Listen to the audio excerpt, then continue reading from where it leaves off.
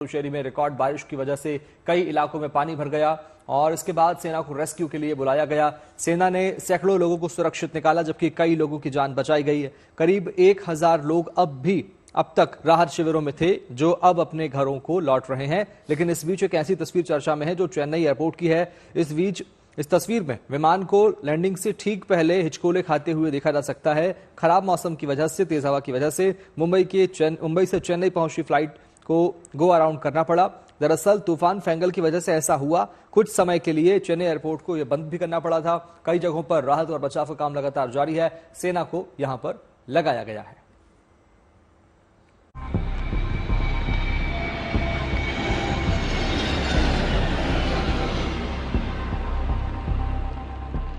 ये video pilot की सूझबूझ का नमूना है। देखिए कैसे मुश्किल हालात में आसमान से विमान चेन्नई एयरपोर्ट पर लैंडिंग के लिए अप्रोच कर रहा है।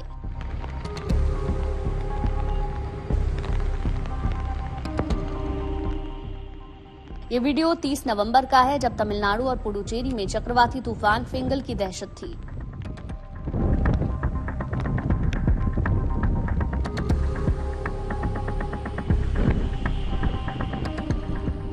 तीस नवंबर की रात को तमिलनाडु और पुडुचेरी के तटीय इलाकों में फेंगल का लैंडफॉल हुआ। तूफान के तटीय इलाकों से टकराने से पहले और बाद में भी चेन्नई और पुडुचेरी में मौसम ने भारी तबाही मचाई। तेज हवा के साथ मूसलाधार बारिश ने चेन्नई शहर को जैसे बंधक बना लिया।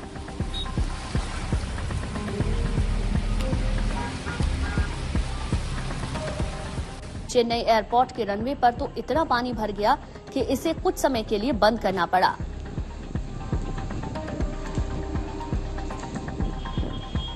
चेन्नई एयरपोर्ट पर लैंडिंग का ये वीडियो उसी समय का है जब तूफान फेंगल की वजह से यहां मौसम काफी खराब था।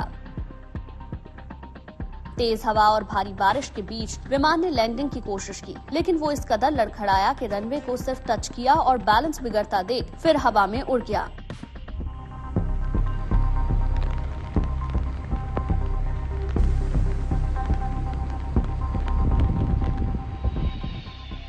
इसके कुछ देर बाद एक और विमान ने चेन्नई एयरपोर्ट पर उतरने की कोशिश की, लेकिन वो भी सफल नहीं हो पाया और विमानों ने गो अराउंड किया।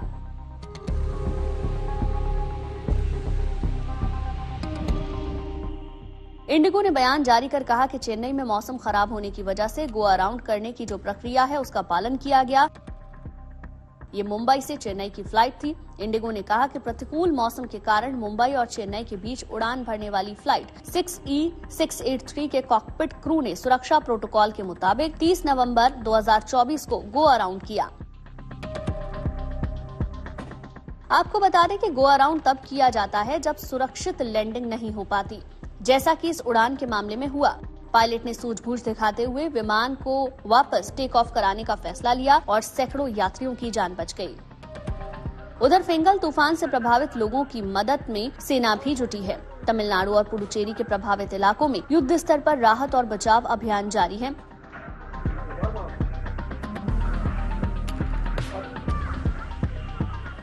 तमिलनाडु में आज भी भारी बारिश का अलर्ट है। फेंगल तूफान की वजह से पुडुचेरी में बारिश का 30 साल का रिकॉर्ड टूट गया। भारी बारिश से यहां बाढ़ जैसे हालात बन गए। सड़कों और रिहायशी इलाकों में पानी भरा नजर आया। ऐसे मुश्किल हालात में प्रशासन, एनडीआरएफ और सेना सभी मिलकर लोगों की मदद करने में जुटे हैं। भारतीय सेना के जवानों ने पुडुचेरी में अब तक 600 से ज्यादा लोगों को बचाया है। पुडुचेरी से शिल्पा नायर के साथ bureau report, good news today. Chennai में हुए चमत्कार के बाद अब बात कश्मीर की करते हैं, जहां बर्फबारी के बाद जन्नत का एहसास होने लगा है।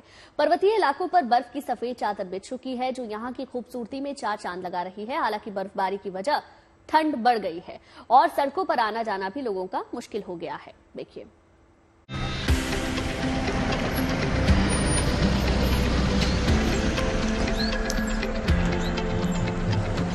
कश्मीर में दिसंबर की शुरुआत बर्फबारी, घने कोहरे और कड़ाके की ठंड के साथ हुई।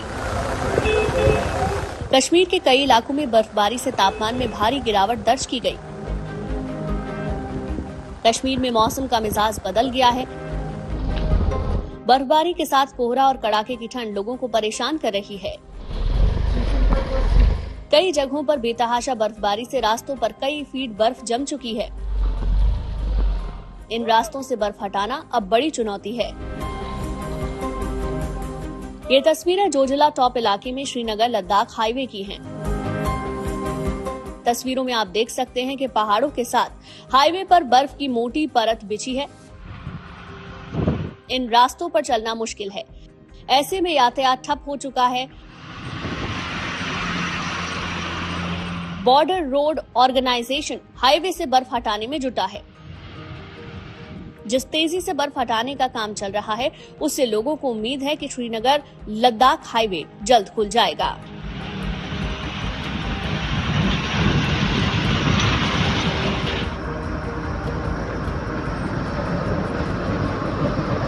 बर्फबारी की ये तस्वीरें सोनमर्ग जोजिला की हैं। यहाँ भी बर्फबारी हुई है। बर्फबारी के चलते सोनमर्ग कारगिल रोड को फिलहाल बंद कर दिया गया है। सोनमर्ग कारगिल रोड पर बर्फ ही बर्फ है। बॉर्डर रोड ऑर्गेनाइजेशन के कर्मचारी रास्ते से बर्फ हटाने के काम में जुटे हुए हैं।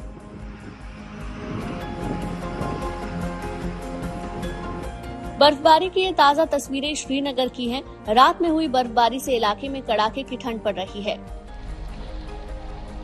यहाँ का तापमान माइनस में पहुंच चुका है। श्रीनगर की तरह पहलगाम, सोनमर्ग, कुपवाड़ा, बारामूला, गुरेज में भी जमकर बर्फबारी हुई।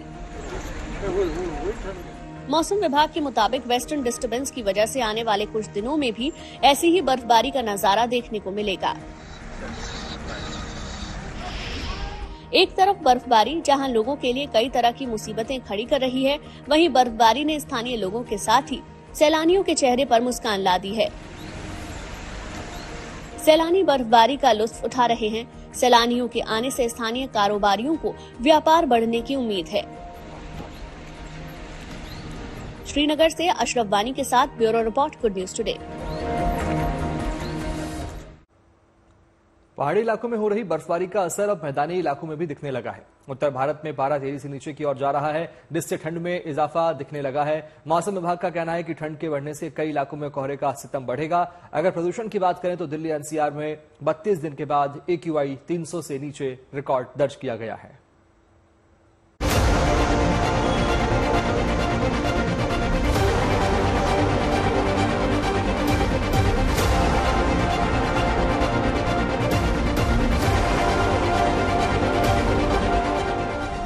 दिल्ली, उत्तर प्रदेश समेत पूरे उत्तर भारत के कई इलाकों में अब ठंड बढ़ने लगी है। दिल्ली, उत्तर प्रदेश के साथ हरियाणा, पंजाब, मध्य प्रदेश और राजस्थान के कई शहरों के साथ गांवों में तापमान गिर रहा है।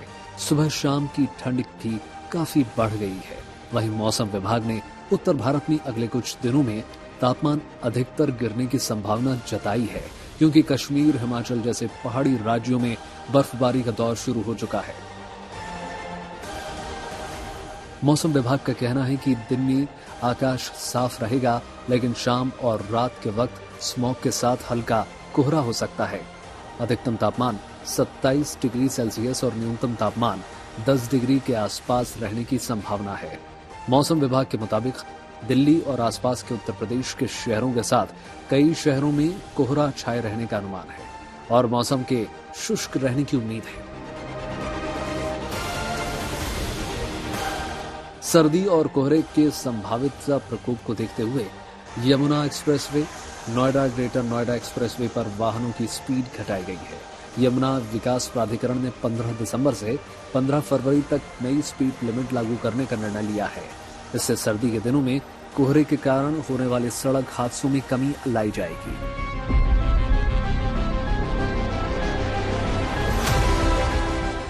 सामान्य से ज्यादा गर्म महीनों की बात की जाए तो इस साल नवंबर का महीना पिछले 5 सालों के मुकाबले सबसे ज्यादा गर्म रहा, जिसमें दिन और रात दोनों वक्त का तापमान ज्यादा रिकॉर्ड किया गया।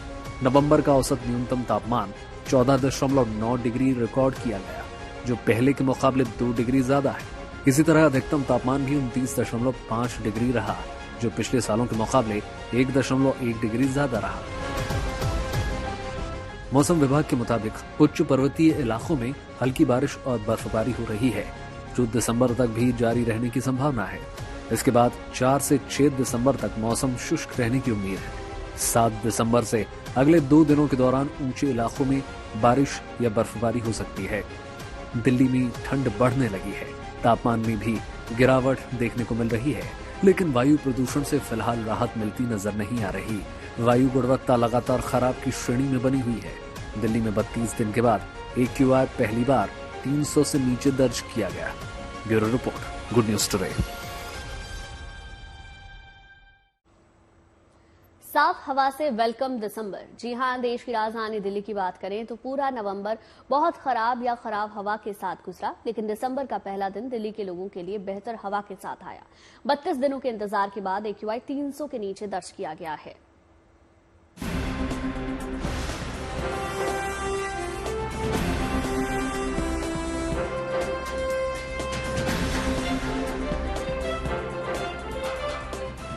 राजधानी दिल्ली के लोगों के लिए एक अच्छी और बड़ी खबर है। पिछले 10 दिनों में दिल्ली में वायु प्रदूषण में कमी आई है। जानकारों के मुताबिक इसकी कई वजहें हैं। पहली बड़ी वजह पंजाब और हरियाणा में पराली जलाने की घटनाओं में कमी आई है। वायु प्रदूषण रोकने के लिए दिल्ली में पानी का छिड़काव जारी है। ग्रैब 4 पाबंदियां भी जारी हैं। मौसम का साफ होना और हवा की तेज गति भी वायु प्रदूषण में कमी की बड़ी वजह है। दिल्ली में इस साल नवंबर के पूरे 30 दिन बहुत खराब या इससे भी खराब वायु गुणवत्ता में बीते।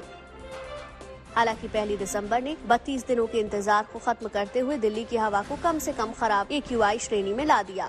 29 अक्टूबर के बाद ये पहला मौका था जब समग्र वायु गुणवत्ता सूचकांक 300 से नीचे रिकॉर्ड हुआ। रविवार को AQI 285 पर रिकॉर्ड किया गया, जो कि खराब श्रेणी में आता है। दिवाली के बाद ये पहला दिन था जब दिल्ली वासियों ने अपेक्षाकृत स्वच्छ हवा का अनुभव किया। रविवार को धूप और तेज हवाएं थीं, जिसने राजधानी के प्रदूषकों को हटाने में मदद की और दिल्ली वालों के लिए सांस लेने के लिए थोड़ी राहत प्रदान की। इस साल दिल्ली में वायु प्रदूषण की बात करें तो नवंबर में 2 दिन सीवियर प्लस 450 प्लस श्रेणी में AQI रहा। 6 दिन सीवियर 401 से 450 AQI, जबकि बाकी 22 दिन बहुत खराब 301 से 400 की श्रेणी में AQI रहा। सबसे स्वच्छ दिन 27 नवंबर था, जब दिल्ली का 24 घंटे का औसत AQI 303 रिकॉर्ड किया गया। वहीं 18 नवंबर को 494 AQI के साथ ये महीना सबसे प्रदूषित रहा। 494 AQI दिल्ली के इतिहास में अब तक के सबसे खराब AQI की बराबरी करता है, जो पहले 3 नवंबर 2019 को रिकॉर्ड किया गया था। दिल्ली से Kumar Kunal, good news today. Odisha के पुरी में नेवी डे सेलिब्रेशन की तैयारियां जोरों पर चल रही है। नेवी के लड़ाकों ने कल इस खास आयोजन का रिहर्सल किया। 4 दिसंबर को पुरी के बीच पर नेवी डे के मौके पर भव्य कार्यक्रम का आयोजन किया जाएगा। कल हुए रिहर्सल में नेवी के जवानों ने समंदर और आसमान में अपने युद्ध कौशल का प्रदर्शन किया। इस रिहर्सल में नेवी के युद्धपोत और हेलीकॉप्टर शामिल हुए। 4 दिसंबर को होने वाले समारोह में 20 से अधिक युद्धपोत और पनडुब्बी के साथ साथ 40 एयरक्राफ्ट अपनी शक्ति का प्रदर्शन करेंगे। राष्ट्रपति मुर्मू इस कार्यक्रम में मुख्य अतिथि के रूप में शामिल होंगी। इस मौके के लिए पुरी में खास इंतजाम किए गए हैं।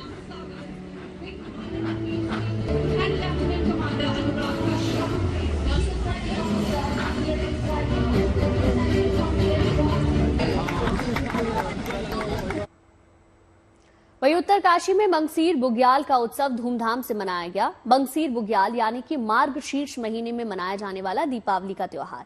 देश भर में दिवाली का त्योहार जहां कार्तिक महीने की अमावस्या को मनाया जाता है, वहीं पहाड़ों पर रोशनी का यह त्योहार करीब 1 महीने बाद मार्गशीर्ष महीने की अमावस्या को मनाया जाता है। इसके पीछे की वजह क्या है, देखिए इस रिपोर्ट में।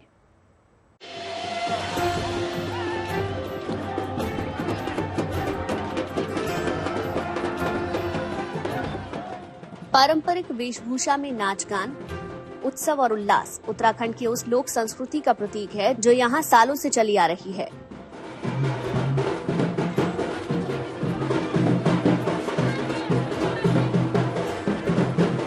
मंगसीर बग्वाल यानी दीपावली का त्योहार। देश भर में दिवाली कार्तिक मास की अमावस्या को मनाई जाती है, लेकिन पहाड़ों पर दिवाली 1 महीने बाद मार्गशीर्ष माह की अमावस्या को मनाई जाती है।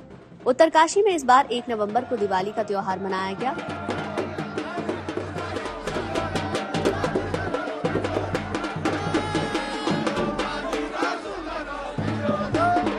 इस वक्त मैं मौजूद हूं उत्तरकाशी जिला मुख्यालय में और ये बड़ा हाट के नाम से जाना जाता है क्योंकि ये चाइना बॉर्डर से मिला हुआ है। बड़ा हाट का मतलब बड़ा बाजार और मार्गशीर मास में आज यहाँ पर दीपावली मनाई जा रही है। अमूमन पूरे भारत देश में कार्तिक मास की अमावस्या को दीपावली मनाई जाती है, लेकिन ये वो सीमावर्ती जिला है जहाँ पर मार्गशीर मास में दीपावली मनाई जाती है। आप ये देखिए किस तरह से यहाँ पर पारंपरिक वेशभूषा में लोग एकत्रित हुए हैं। यमुना और गंगा घाटी दोनों का अद्भुत संगम यहाँ पर देखने को मिलता है। विशेषकर जो आग के शोले होते हैं, आग के शोलों के साथ यहाँ के स्थानीय जो युवा हैं, युवतियां हैं, वो खेलती हैं, आग जलाई जाती है और विधिवत पूजा अर्चन के साथ दीपावली का सेलिब्रेशन किया जाता है। पहाड़ों पर दिवाली को देर से मनाने की दो मान्यताएं हैं।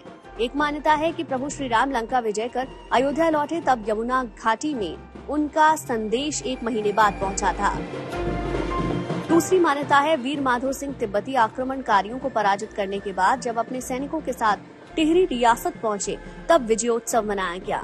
तब से ही यहाँ मंगसीर बग्वाल मनाने की परंपरा चली आ रही है।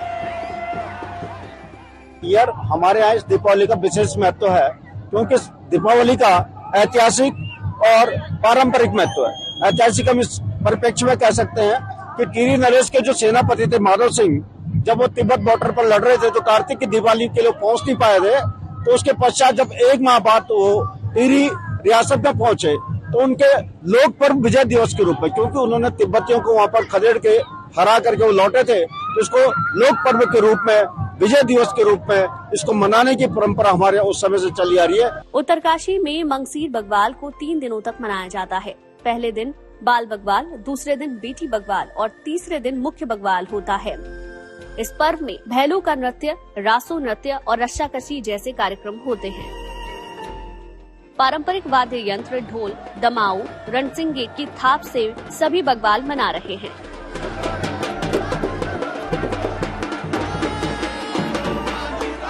युवतियां पारंपरिक परिधान में खास तरीके से आग के शोलों से खेलती हैं, जिसे भैलो नृत्य कहते हैं।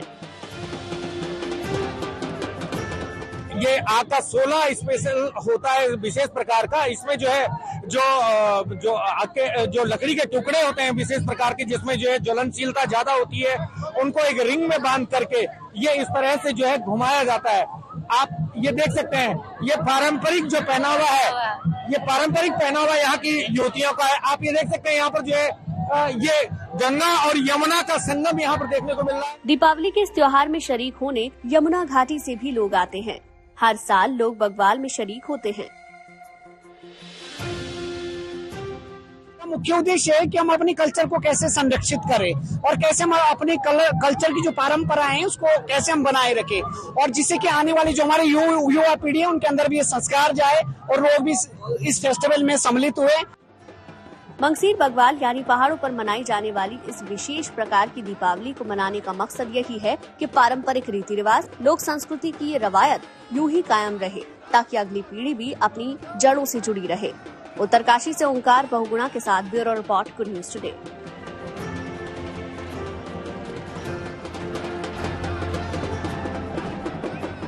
बात करते हैं क्रिसमस की, क्योंकि क्रिसमस आने वाला है।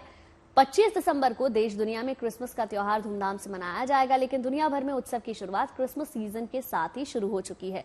क्या पेरिस, क्या मैक्सिको, क्या ब्रसेल्स और जर्मनी, हर देश, हर शहर में क्रिसमस के जश्न की तैयारियां शुरू हो चुकी हैं। देखिए 3 तस्वीरें हम आपको दिखा रहे हैं। मैक्सिको सिटी में एक अनोखा रंग आपको नजर आया, जिसमें सेंटा क्लॉज बने कई लोग आपको नजर आएंगे। साथ ही साथ कुछ ऐसी ही तस्वीरें क्रिसमस की बाकी 2 तस्वीरों में भी देखेंगे आप। लाइट एंड साउंड शो कई जगह किए जा रहे हैं। कुल मिलाकर दिसंबर की शुरुआत से ही इंतजार रहता है क्रिसमस का और उसकी तैयारियां भी शुरू हो जाती हैं।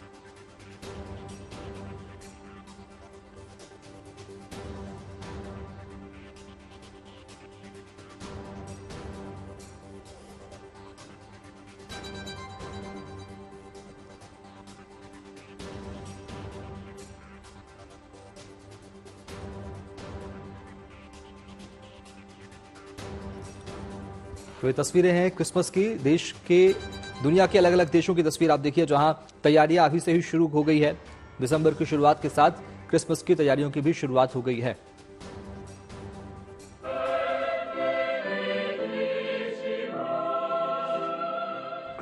पहले फ्रांस की आवाम को नोट्रे डेम की सौगात मिली है। करीब 5.5 साल पहले आग की भेंट चढ़ चुका पेरिस का नोट्रे डेम कैथेड्रल एक बार फिर अपने पुराने शान शौकत के साथ बनकर तैयार है। 7 दिसंबर को इसका उद्घाटन होना है। इसकी तैयारियां इन दिनों जोर शोर से जारी हैं। शुक्रवार को कैथेड्रल के नजदीक स्कूल में करीब 30 गायकों ने सामूहिक रिहर्सल किया।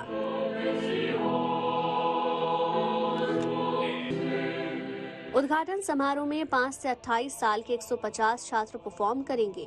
आपको बता दें कि नोट्रे डेम चर्च करीब 850 साल पुराना था। 15 अप्रैल 2019 को आग लगने से ये बुरी तरह तबाह हो गया था। इसकी छत और शिखर आग की लपटों में घिरकर पूरी तरह जल गई थी। मैक्सिको में बोलो फेस्टिवल के साथ ही क्रिसमस सीजन की शुरुआत हो चुकी है। 30 नवंबर को क्रिसमस के आसमान में उड़ते विशाल बलून और गाजे बाजे के साथ सालाना परेड निकाली गई। ये बलून मिकी माउस, स्पाइडरमैन और दूसरे एनिमेटेड पात्रों के बनाए गए थे। बोलो फेस्ट का नाम सफेद टेडी बियर शुभंकर के नाम पर रखा गया है। इस परेड में क्रिसमस की कला और संस्कृति का प्रदर्शन किया गया।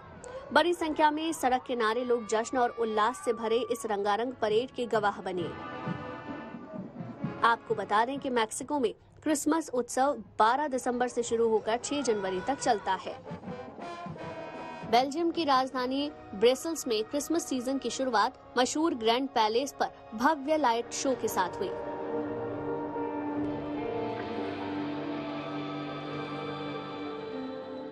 यहाँ की इमारतों पर किए गए लाइट एंड साउंड शो ने लोगों का दिल जीत लिया। बड़ी संख्या में लोग इस नजारे को देखने के लिए इकट्ठा हुए थे। म्यूजिक की धुन पर इमारतों पर की गई लाइटिंग बेहद आकर्षक लग रही थी। इस मौके पर क्रिसमस ट्री को भी खूबसूरत रंग बिरंगी लाइटों से सजाया गया था। ब्रसेल्स में ये खूबसूरत नजारा 5 जनवरी तक लोगों का मनोरंजन करता रहेगा।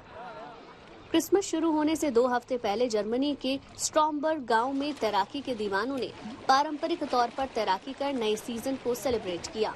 लोगों ने सांता कैप पहनकर स्विमिंग पूल में तैराकी की। स्विमिंग पूल में इनकी तैराकी इसलिए मायने रखती है कि उस समय यहाँ के वातावरण का तापमान -2 डिग्री सेल्सियस था। हालांकि पानी का तापमान इससे कहीं ज्यादा 23 डिग्री सेल्सियस था, लेकिन ठंड तब भी काफी थी।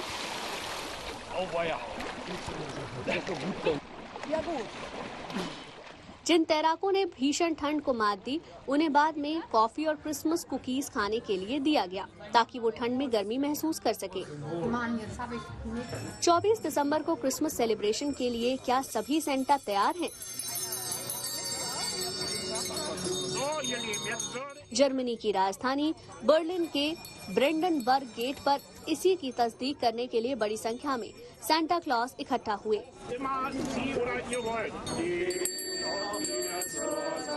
हेड सेंटा एंड्रियोस पेंस्की ने इस मौके पर घंटी बजाने से पहले सभी सेंटा के कॉस्ट्यूम चेक किए।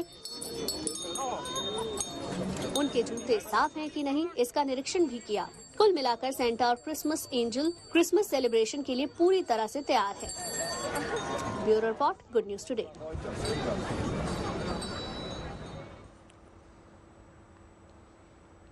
और बर्लिन के बाद अब चलते हैं संगम नगरी कुंभ नगरी प्रयागराज, जहां महाकुंभ की तैयारियां जोर शोर से चल रही है। प्रयागराज का कोना कोना महाकुंभ के लिए सजाया संवारा जा रहा है। क्या मंदिर, क्या घाट, क्या संगम, हर तट और आध्यात्म की नगरी की छटा निराली है। जैसे जैसे वक्त नजदीक आ रहा है, पूरा इलाका, यहाँ का माहौल तब्दील होता नजर आ रहा है। 13 जनवरी से महाकुंभ की शुरुआत होगी। ऐसे में करोड़ों श्रद्धालुओं की सुरक्षा का जिम्मा पुलिस संभालेगी और करीब 50,000 पुलिस के जवान ये जिम्मेदारी संभालेंगे। इन पुलिस कर्मियों में कुछ ऐसे भी है जिन्होंने बाकायदा अर्जी लगाकर अपनी ड्यूटी को मेले में लगवाई है, ताकि इसी बहाने वो साधु संतों और श्रद्धालुओं की सेवा करके पुण्य कमा सकें।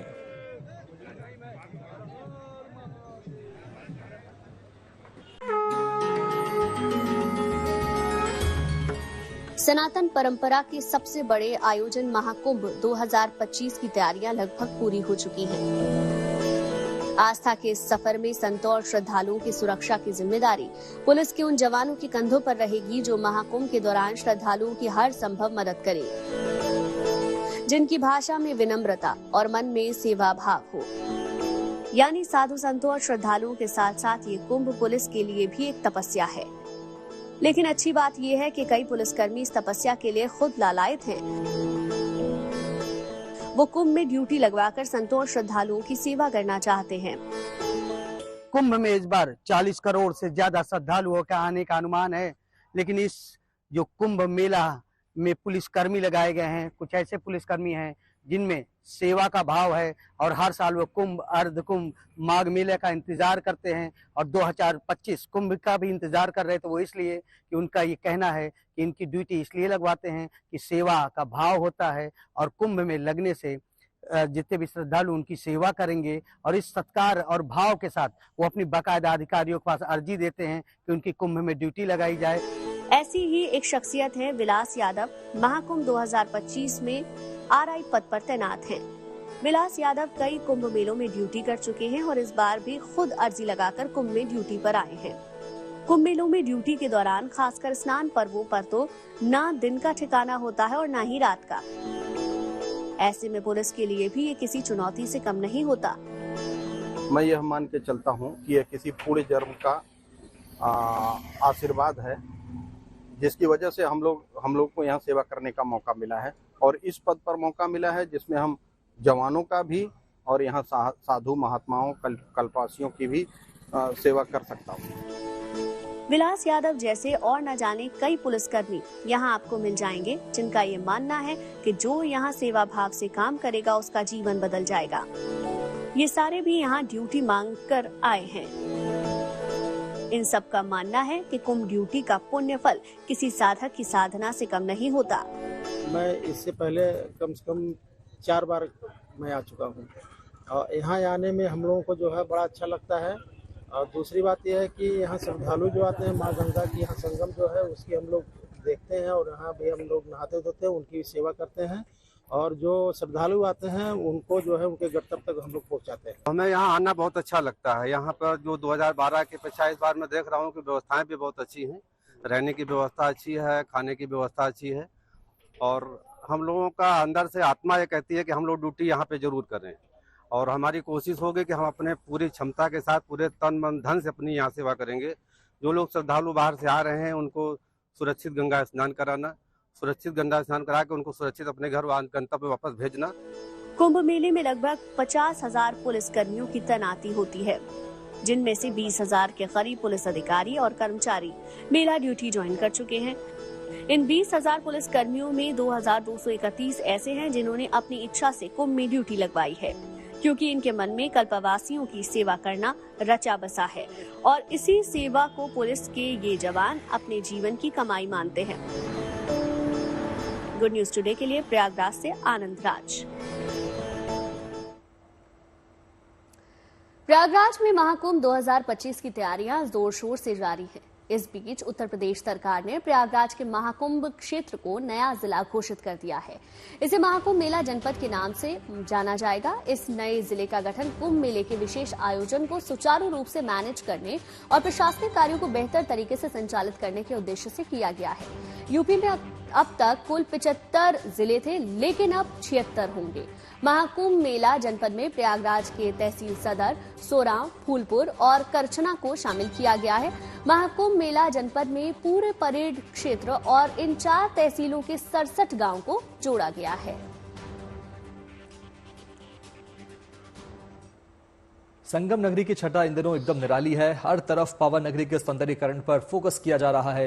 ये प्रयागराज का श्री नाग वासुकी मंदिर है, जिसका से सजाया संवारा जा रहा है। मंदिर की दीवारों का रंग रोगन जारी है, तो वहीं दीवारों पर ऐसी पेंटिंग बनाई गई है जिसने मंदिर की खूबसूरती में 4 चांद लगा दिए हैं।